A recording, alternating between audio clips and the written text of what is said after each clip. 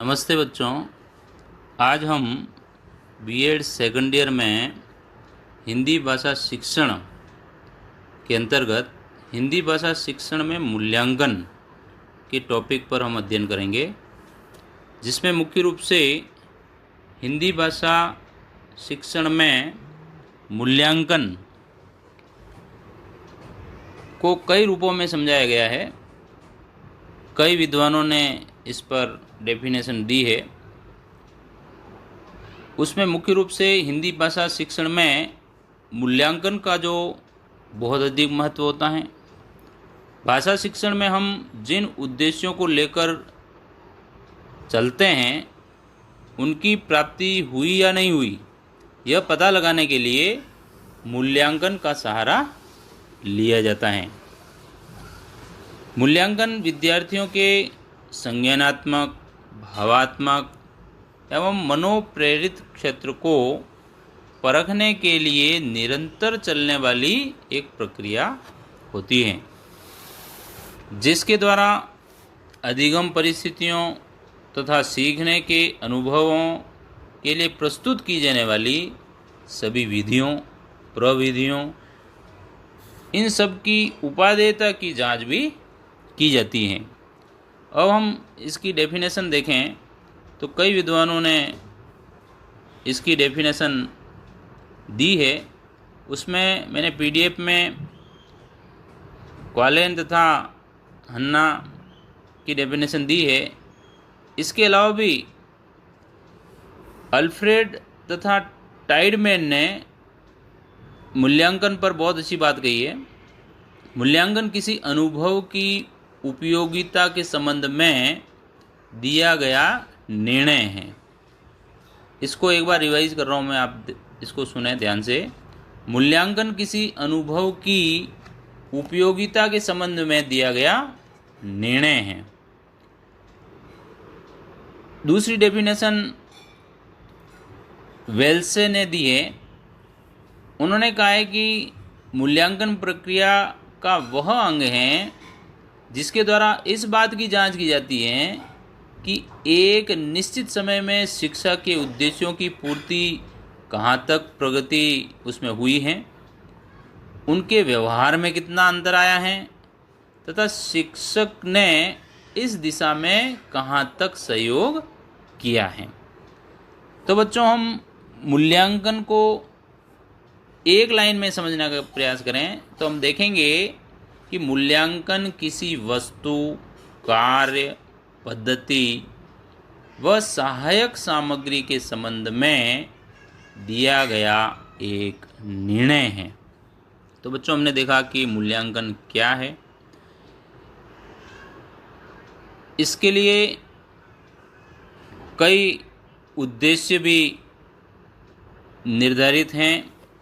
उसमें मुख्य रूप से यहाँ कुछ उद्देश्य मैंने दिए हैं।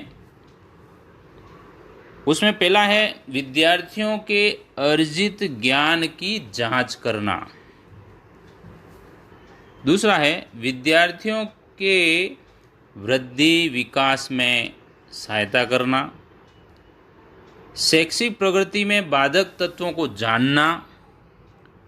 प्रतियोगिता की भावना विकसित करना। व्यक्तिगत भिन्नताओं की जानकारी प्राप्त करना। कमियों एवं कठिनाइयों को जानना तथा उनका निवारण करना। उसके बाद में विद्यार्थियों के अधिगम प्रक्रिया हेतु विद्यार्थियों को प्रेरित करना। और इन सब उद्देश्यों को ध्यान में रखकर मूल्यांकन की प्रक्रिया की जाती है। तो बच्चों, हमने समझा कि मूल्यांकन के जो एम्स हैं वो इस प्रकार से होंगे। उसमें हम इसको समझने का और प्रयास करें तो हम ये पाएंगे कि शिक्षकों की कुशलता तथा सफलता के विषय में एक निश्चित मत जो होता है वो मूल्यांकन प्रक्रिया को दर्शाता है। उसमें छात्रों को अधिक परिश्रम तथा लगन के साथ अध्ययन करने को भी प्रेरणा मिलती है।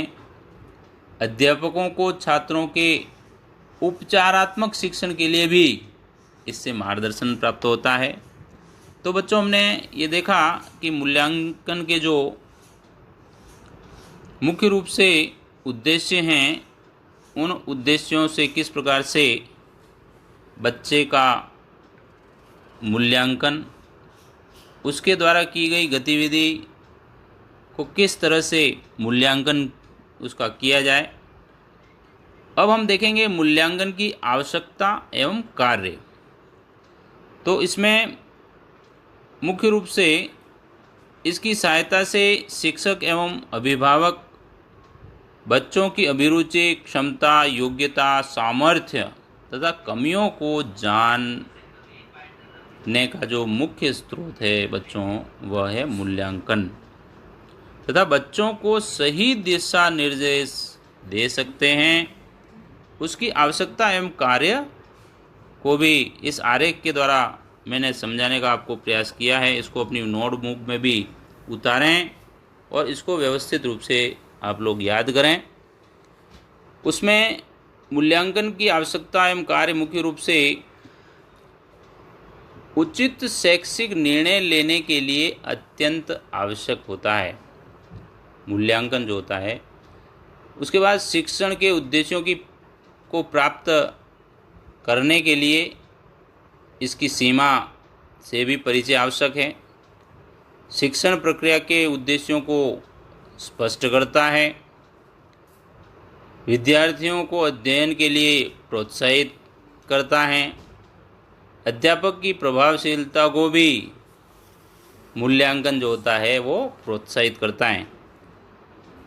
उसके बाद अध्यापक की प्रभावशीलता को भी इससे प्रस्तुत किया जाता है।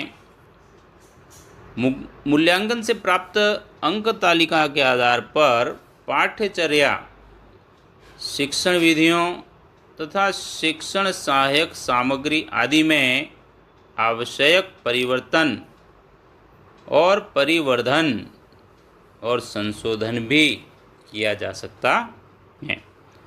तो बच्चों, ये हमने देखा मूल्यांकन की आवश्यकता एवं उसके कार्य। अब देखेंगे जो मुख्य कार्य हैं वो इस प्रकार रहेंगे। उसमें मुख्य रूप से साफल्य निर्धारण, निदानात्मक कार्य और पूर्व कथन कार्य और अन्य कार्य भी मैंने इसमें दिए हैं। तो साफल्य कार्य में व्यक्ति की स्थिति और परिणाम का ज्ञान हो जाएगा। निदानात्मक में छात्रों की कमजोरियों और जो कठिनाइयाँ आ रही हैं उनको ज्ञात करने का कार्य हो जाएगा। उसके बाद में पूर्व कथन में वर्तमान स्थिति को जानकर भविष्य की कार्यक्षमता के संबंध में अनुमान इसमें लगाया जा सकता है। अन्य कार्यों में तुलना करना, वर्गीकरण करना और शोधात्मक जो कार्य होते हैं, इस तरह से मूल्यांकन के कार्य हमने देखे। इसमें मुख्य रूप से मूल्यांकन के उपकरण और तरीके इसमें बच्चों नीचे की तालिका में दिए हैं कि इसके टूल्स क्या होंगे और उन टूल्स को अप्लाई करने की टेक्निक्स क्या होगी। तो बच्चों, हम देखते हैं कि मूल्यांकन प्रक्रिया में साक्ष्यों को जुटाना एक आवश्यकता तथा चुनौतियाँ दोनों ही है। चुनौती भी रहेगी और इसकी आवश्यकता भी है। साक्ष्य इकट्ठे करने के लिए उपकरणों यानी कि टूल्स, तरीके यानी कि टेक्निक्स के उपयोग की पहचान इस प्रकार की जाएगी। इसमें बच्चों देखें, उपकरण जो हैं, टूल्स हमारे, जैसे प्रश्न है यानी कि प्रश्नावली बनाएंगे तो टेक्निक हम परीक्षा एग्ज़ाम बच्चों का हमको लेना पड़ेगा। अवलोकन जो है वो दत्त कार्य के द्वारा किया जाएगा। परीक्षण जो है प्रतियोगिताएं हम कराएंगे तो उससे परीक्षण सफल होगा। संचित अभिलेख हैं तो इसके लिए परियोजना बनानी पड़ेगी। पोर्टफोलियो के लिए समूह चर्चा करनी पड़ेगी। विषय विशेष के लिए वाद विवाद हमको करवाना पड़ेगा। साक्षात्कार के लिए श्रुति लेख या व्याकरण दक्षता के लिए हम श्रुति लेख का आयोजन करवा सकते हैं। अनुसूची के लिए प्रदर्शन जो विषय आधारित होगी, और निर्धारण मापनी जो है रचनात्मक कार्य प्रदत्त होगी। और इस तरह से समाज मिति भी हम टूल्स ले सकते हैं। तो बच्चों, इस प्रकार हमने यह देखा कि एक आदर्श शिक्षक जो होता है वो भाषा एवं अन्य विषयों में उपकरण एवं तरीकों की सहायता से विद्यार्थियों का मूल्यांकन कर सकता है। तो बच्चों, आज के टॉपिक में हमने मूल्यांकन के बारे में पढ़ा। इसको आप अपनी कॉपी में नोट्स बनाएं, नोट करें और याद करें। और बच्चों, हम जल्दी ही अगले वीडियो में मिलेंगे। आज के लिए बस इतना ही। धन्यवाद।